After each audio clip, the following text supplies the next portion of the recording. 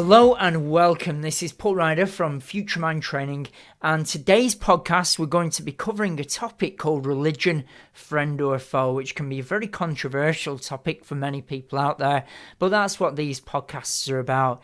Today, I've got a very good friend of mine, Anton, who's got a degree in philosophy, but so much more as well, and he's going to introduce himself and why he's going to bring so much to this particular area. So hello, Anton. Hi, Paul.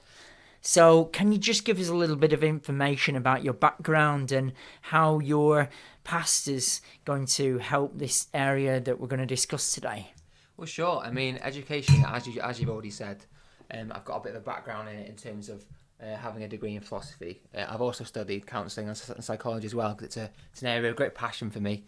I thought. I mean, we've got some great questions today, and that hopefully we can get to the bottom of and really sort of pick the meat off the bones on these ones.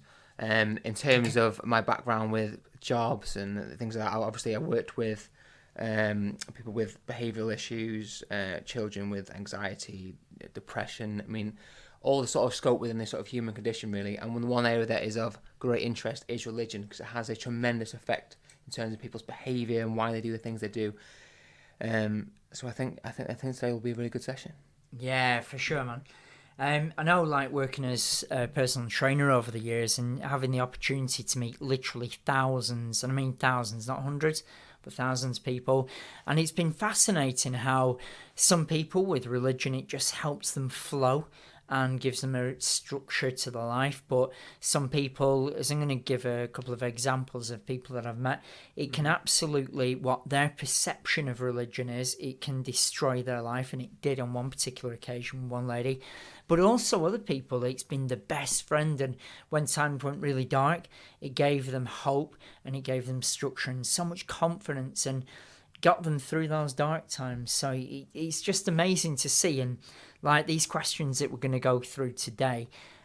So we've got 5 questions today, and as I say, they are quite controversial, but that's what these podcasts are about. And the aim of what we're aiming to get through in these podcasts is to open questions in your head, the listener, just to give you food for thought and make you think in a different way that you might not have thought before. So that's where, if you've got any questions, please feel free to put them on the comments below. And we might not get a chance to answer them all, but please feel free to ask questions to other users as well. And the 5 questions that we've got today are: 1, is it relevant? 2, faith or fact? 3, can it actually disempower people? And if it does do, how might it do? And also, can it empower people? And also, how can it empower people? Number 4, near-death divinity and religion, which is those experiences where so many people have had, and you can see them on so many internet forums, where people have had a near-death experience and had an epiphany through a particular religion. And question number 5, do we actually have a biological need for the term God, or whatever that person's God may appear to them? And what would happen if it was taken away? And why, if it is such a biological need, what's it there for?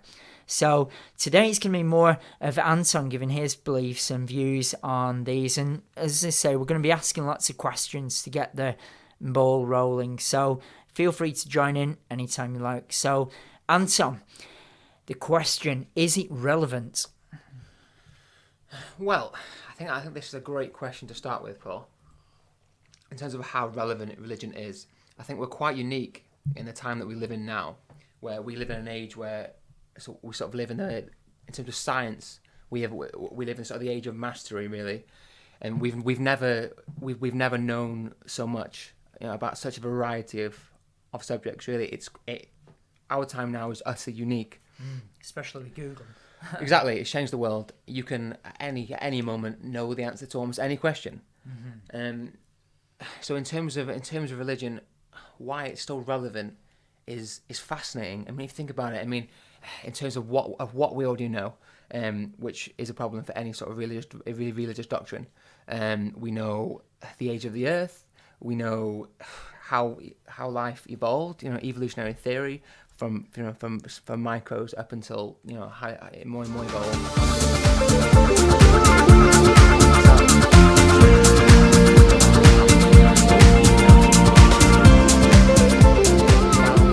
So many fundamental truths that we didn't know, and sort of at an earlier stage of our development. So, it's almost crazy to think that still having all this knowledge, that directly contradicts all faith's doctrine really, on so many subjects in terms Genesis, the earth being created in a week. Let's be honest, it's a problem. So I think it's really interesting that it's not only that religion known that it is not suffering, but it's thriving. I would say the only real difference is the variety. I think there is more choice now in terms of faith than there ever has been. So many variations. I mean, it's sort of in British history, you were generally either Catholic, Protestant. That was it. I mean, atheist wasn't even really a choice.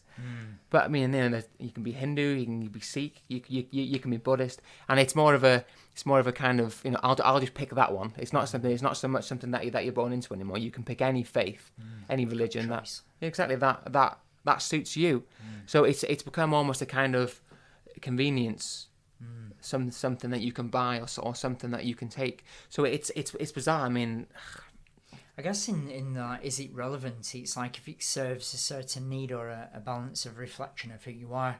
Like I do have a belief in a higher power, but when anything becomes sort of like I've got friends who are ministers and friends who are in all different kinds of religions, and they are good friends, so they don't ram it down my throat. They just say, this is what I do, and if you want to take it on board, you take it on board. If you don't, you don't. It's fine, and that's what I would consider a true religious person who just has faith in another thing.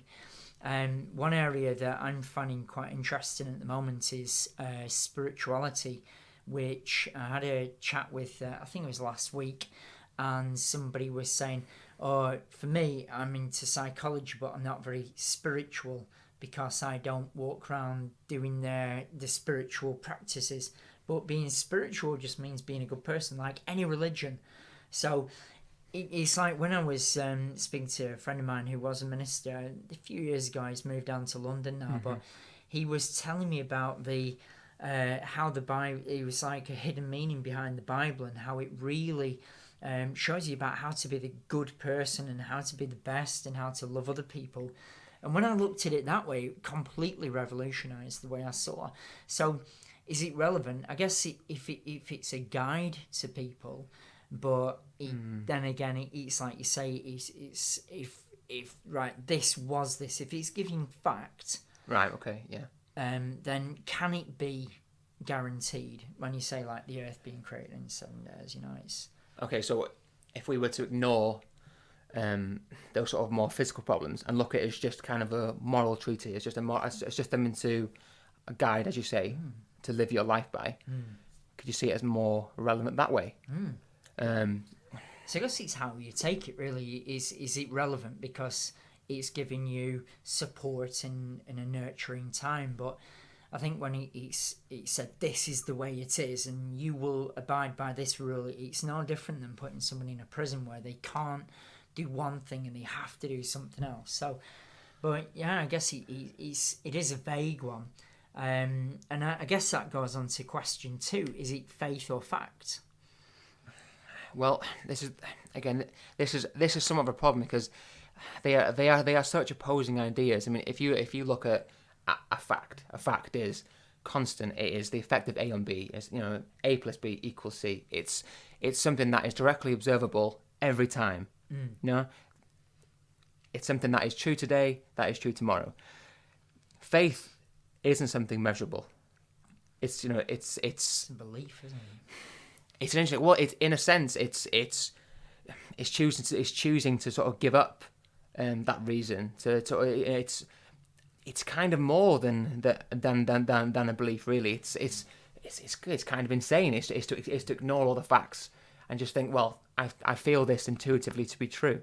So from a purely logical point of view, that's unfathomable. You can't even understand. That's unintelligible. You can't even understand that. But from someone who has faith, they just have it. In a sense, they're two fundamentally different ways of viewing the world. A person that views the world purely from a factual basis, in a sense, can't ever understand religion. It's a leap they can't take. It's a leap of faith, isn't it? But it's a different type of knowledge, I would say, and I would not say that it's less valuable, because in some ways, I mean, it's difficult as well, because we've kind of reached at an age where we've almost become arrogant in terms of how many facts we have, and we think that we almost have like dominion over people of faith.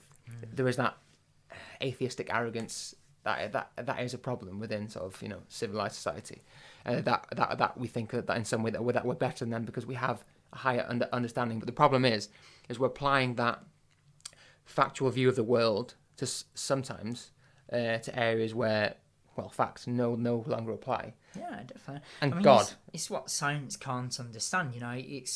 It's I remember reading in A Brief History of Time by Stephen Hawkins that at one time people believed it was built on 6 turtles or something. I don't know whether that was just a story made up, but the one thing that came to my mind when you were talking before, especially about the faith, it's like, who is the puppet master?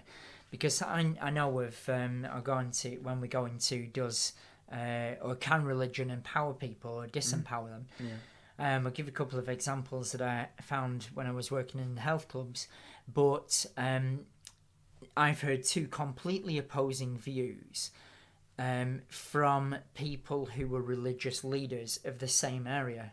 So I won't say which religion, but if you take religion A, there were 2 people who were high up in the orders of whatever it will be, and they had completely different views of the same topic.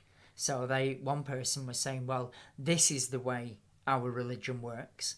And then the other person was saying, no, this is the way our religion works. So this person was saying, have faith in what I say. And the other person was saying, have faith in what I say. So it's almost formed a sub-religion in itself. But I know when I studied quite a lot of religions years ago, and I put myself in different ones and went to the group meetings to educate myself. And one guy, he was asked to leave the area that he was actually living in. He was forced out of the area because he was just manipulating everybody and ramming it down people's throats. And that was not, and I can't say it was about Christianity. Now I've got got friends in Christianity, and they're amazing people who just really want to live for love. But this guy, he was manipulating everything anybody said into getting into his belief system. So that's someone stepping in as like middle management and actually taking it away. So how manipulated can the word religion or following religion be? Well, I think in this instance we should maybe insist on a separation. So on the one sense you have a personal God, which is what you believe in your heart. So just those innate ideas you have of that God, of what it means to you. Yeah, that is a personal thing that everyone has within them. Regardless of what religious. Even if you're not religious, you'll have an internal feeling about it, which isn't necessarily based on anything other than what you feel. That's the one side. On the other side, you have interpreted text, shall we say, derived knowledge, derived opinion, speculation, pure interpretation. That's the reason why you have as many variations, as many sects, as much discourse. That is the reason why you have so much conflicting information. They all have the same basic information, the exact same, the literal is the exact same text, but they're all looking at it in such a different way because I think there's almost a sense with the sort of human condition that we pick what we like and then sort of discard what we don't. So they're looking through. Oh, I like that verse. I think it means this. So in that case, that's why in Christianity you'll have America is especially like prevalent, where you'll have sort of the church on the other side of the street will literally be a different sect of Christianity. It's entirely Christian pretty much, but there is so much variation and so much opinion. I mean, I'm sure you've heard the famous case of the West Baptist Church in America, and the ones that would turn up to picket funerals of dead soldiers. Wow. They were a sort of like secured complex. They had their own priests, entirely like in close community, but they were fervent. They were religious. They believed hard. They were Christian, and you can compare that to our sort of like native Christians here. There seems no relation. They just seem worlds apart, but they believe in the same God. And it all comes down to the same interpretation of the basic facts, and it's human error. Basically, I think if we can work on separating these two ideas, these two types of knowledge, which again comes down to the fact of faith, the text is more the kind of fact, who, what, where. Yeah. Faith, personal God. I feel God is this. To me, I feel my God will do this. He will treat me like this. I should live this way because it's the way that He would want me to do. Not Commandment 4, Section A says I should live this way. Well, I guess that's like going into question 3 there. Can it disempower or can it empower? I mean, one of the ladies that I worked with in the gym, she was heavily overweight, and I mean heavily overweight. She was totally depressed and she'd only gained the weight in the last few, I think about a year or so. But when we actually got down to it, because I started doing a bit of psychology, found out she was very depressed because she said she was cheating on her husband. Now, it totally shocked me when she said that, because she didn't seem like the type of person who would cheat on her husband, because she was I'm not saying which particular religion she was in, but she was in a particular very strong follower and wanting to make a difference to the world and very loving. Something just wasn't sitting right. So I started asking her a few more things about it, and I said, like, what's happening? And she said, well, I'm seeing this new guy now. And then she said something, and I said, your husband, do you still see him? And she said, no, he died 2 years ago. So I was completely stumped then. I couldn't quite understand. And she said her religion area coordinator, whatever that person will be, has said, no. In the eyes of their faith, you are married for eternity. Not till death do we part, but for eternity. So in her eyes, and she was a very vulnerable lady, and she took it hook, line and sinker, and this person had wanted to control her and manipulate her in the eyes of religion. So that to me is not religion.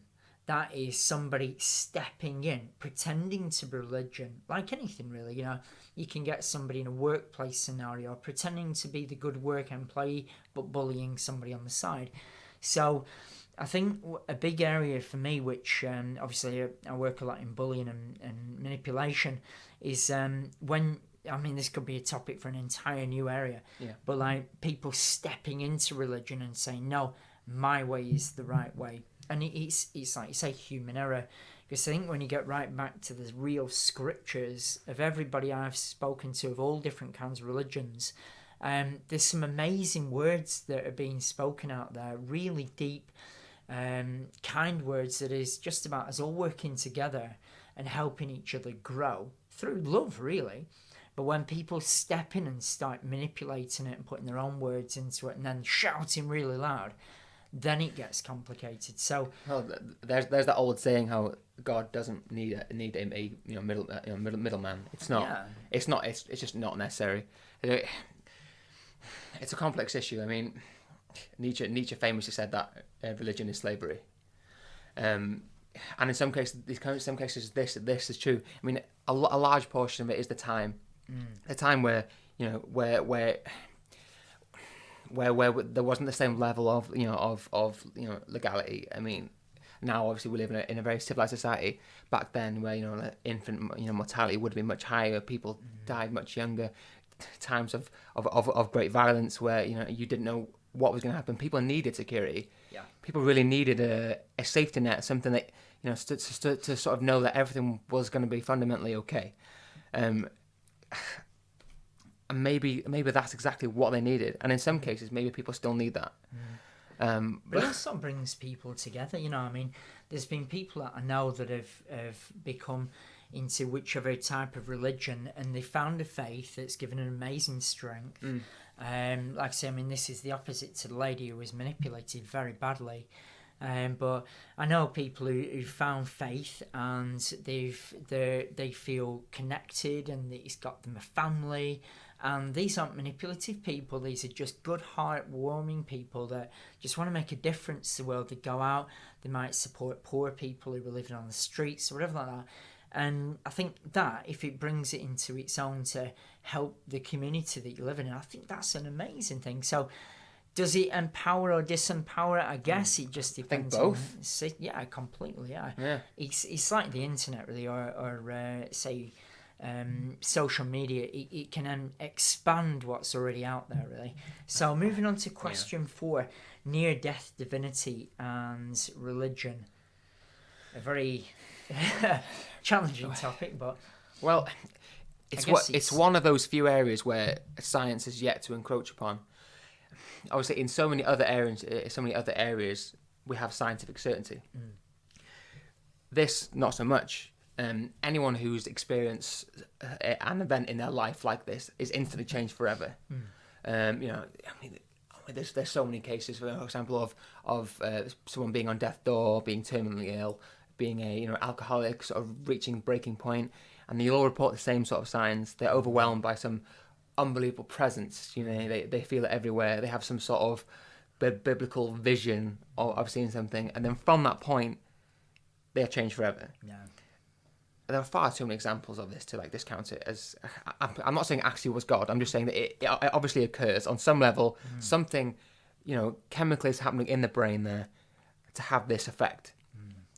And the causes, we don't know. I mean, it could be a chemical in the brain, or it could be spiritual intervention. It could be triggered from a childhood memory.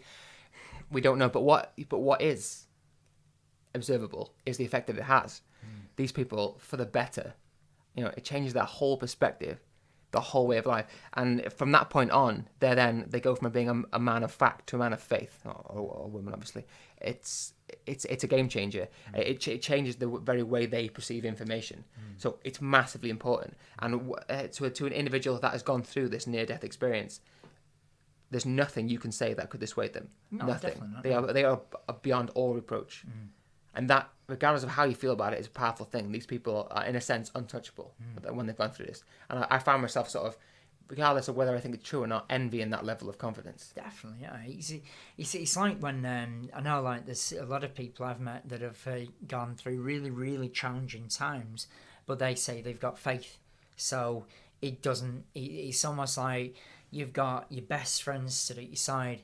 And if that helps with, like say, it's like I've got my own beliefs, and I do believe in a higher power. I'm not saying particularly in which one, but I just do believe in a higher power, and it just gives me that sense of it's like an invisible force field all around you, and it's like your best friend at your side.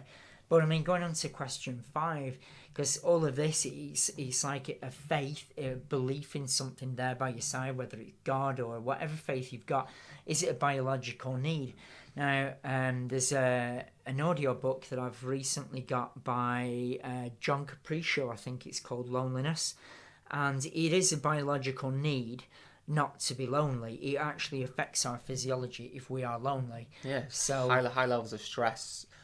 Definitely. Yeah, definitely. So I guess the it is a vague area to talk about, and each different person's going to have their own different points of view where it comes to religion, and that's what's so amazing, that people have got that opportunity now to ideally not be judged for what they believe in. But do we have a biological need for God, or do we have a biological need to feel supported no matter what? So I guess in one stage, could God be an invisible friend that's there with us all the time? Or does God exist? He's like I said, I do believe in a higher power. I can't exactly say what that is, but it's just so difficult, and it's everybody's individual points of view, really. I think it's helpful if perhaps we just take a look at, a sort of the human animal as the sort of being that we are. We are inherently sociable. anyone that sort of spends any sort of extended time by themselves, it has a effect. Well, I've been there myself. You feel you almost in a sense forget how to talk. If you sort of go long enough, we have that sort of conditioning need to talk to others, which is ironic because we spend our time despising everyone around us. Yeah. But there is that inbuilt need to have people around us. In terms of religion, it definitely seems to provide something. And if it is for the better, it's that's the biggest thing in it. Really, it's almost like when I do coaching with some people, and every now and again we get somebody who's so you just can't break into their past their fears, and then they start using antidepressants, and what it does is it supports the system until you get on your own feet. Now, if religion, like I say, that can anybody prove this? Because the amount of times I've asked religious leaders this, can you prove God exists? And then it always, from what I've ever spoken to anyway, they can say, well, you can see this is a miracle, that's a miracle, that's a miracle. And there, no doubt there is amazing things that happen out there, but every birth of a child is a miracle, but is can you prove it? And that's where it seems to go back onto faith. So at the end of the day, it's subjective in my eyes anyway. It's like my belief in what I believe in, your belief in what you believe in is our belief. And a belief and a fact are two polar opposite things. Well, I suppose the truth of it, does it matter that much? I mean, let's look at that. I mean, if it's providing people with this level of comfort and safety, does the truth of it really matter that much? We spend a lot of time attempting to disprove God. Does it really matter? Does it do them any harm to have that safety? No. I don't think so. I mean, when it causes people to go and hurt others, then yeah, it's a problem. But just in terms of giving them that thing to fall back on. I mean, obviously now we have so much more. I think it comes down to inherently needing someone to believe in. I don't necessarily think that it's necessarily God. I think that could be anything, whatever that you're sort of imbued with a passion for. Obviously, historically, everyone believed in God. I mean, it was the norm. We're quite privileged to live in the time that we're in, where we can sort of cultivate almost any passion, any hobby, anything to give us meaning and purpose in our life. They didn't have as many options then. So in a sense, they are kind of a relic in terms of still needing that. But really, no, I don't think it's any harm. I really don't think it gives them any harm if they need that safety. Definitely. I'm not harming anyone. Yeah. Well, I think then if we draw it to a close and come to a bit of a conclusion, I'd say that the question that we asked for the title of this, religion, friend or foe, religion, friend, if it's giving you support and it's giving you the connection that you need, it might bring you new friends, it might bring you new family, it might bring you a belief in yourself that makes you so strong that you feel unstoppable. Or foe, when people start manipulating religion and start attacking each other because of their own fears, is so vague. But religion can be, I think anyway, I don't know about yourself, Anton, but I think religion can be a friend and it can be a foe. But it's just how people perceive that same topic. I think it's a tool like anything else. You can use a tool in a positive or negative sense, and that's up to you. A gun's a tool. I don't necessarily have to shoot someone with it, do I? No. Same as anything else. Definitely. Believing in God. No. It's whatever it serves a purpose as. So I guess as long as it's not manipulated for the harm or detriment of others, then it can be your best friend.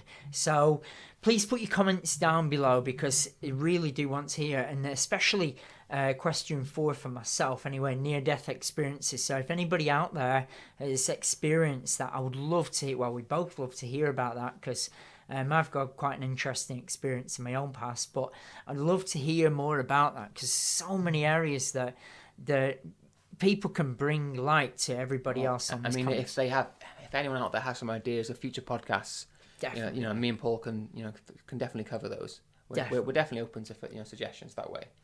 Send them in. Fantastic. Well, my friends, I look forward to speaking to you in the very near future. Well, we both do, because we've